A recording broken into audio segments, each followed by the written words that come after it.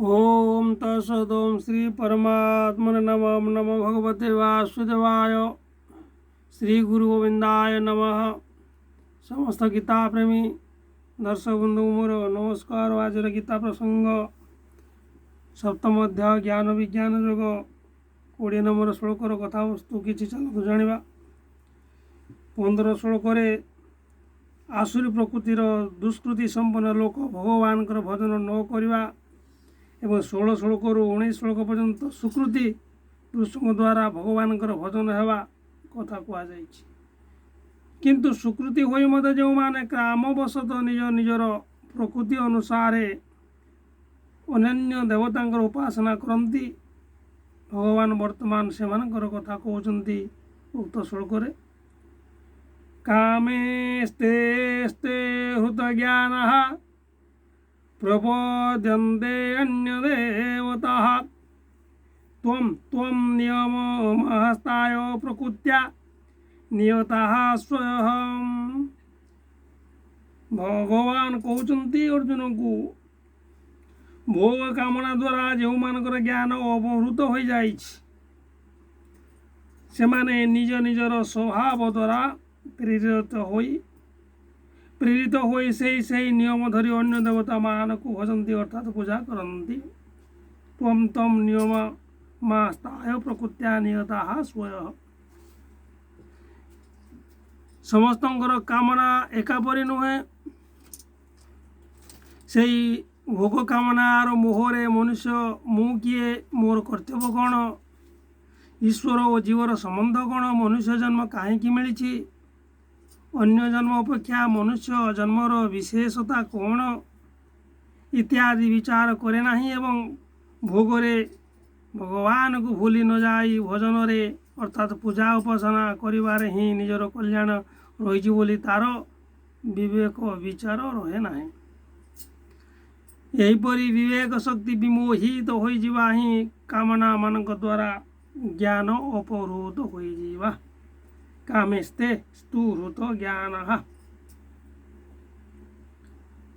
15 श्लोक जो मानकर वर्णना होइछि से मानकु भगवान पापात्मा मूढ़ नराधम और असुर स्वभाव युक्त बोली कहते। से माने आसुरी प्रकृतिर होइतिबारु तमह प्रधान अटंती और नरकगामी हुअन्ति।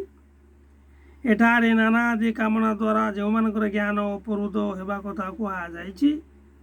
से माने विभिन्न देवता को पूजा करुवा भक्त श्रद्धालु देव लोक भागी रजमिश्रित सात्विक बोली गण्य हुअन्ति। अतएव से दुहीं मध्य बड़ पार्थक्य रही।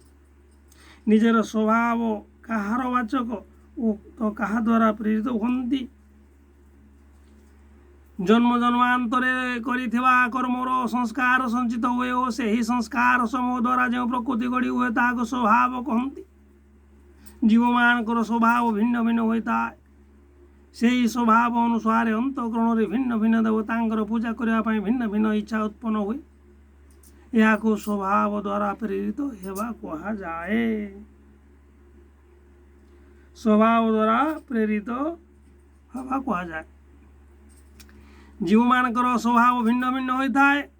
से स्वभाव अनुसार अंतःकरण भिन्न भिन्न देवतांकर पूजा करने भिन्न भिन्न इच्छा उत्पन्न हुए।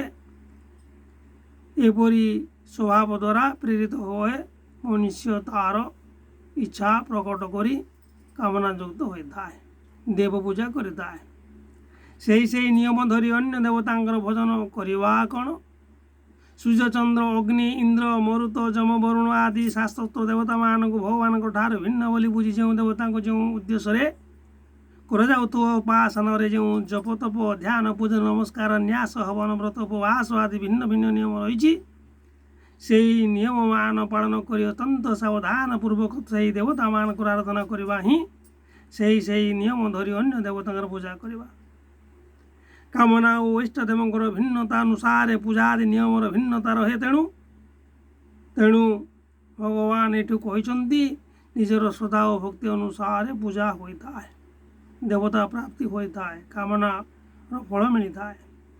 यह छड़ा अन्य कौन कथा मध्य रही भगवान ठारू भिन्न मन करी अन्य देवता को पूजा करिवारे ही ତାହା ଅନ୍ୟ ଦେବତାଙ୍କର ପୂଜା ହୁଏ।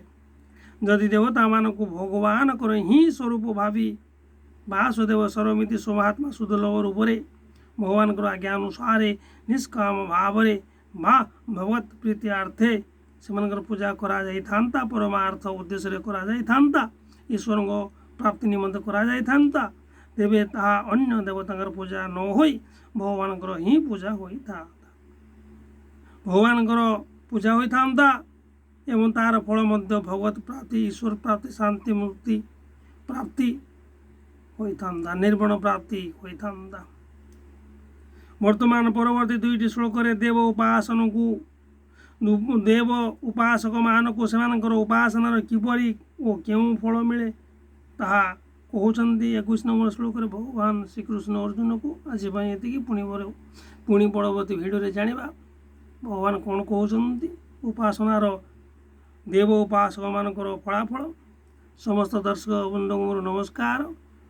ଓମ୍ ନମୋ ଭଗବତେ ବାସୁଦେବାୟ। ଶ୍ରୀ ଗୁରୁ ଗୋବିନ୍ଦାୟ ନମଃ। ଓମ୍ ତତ୍ସତ୍।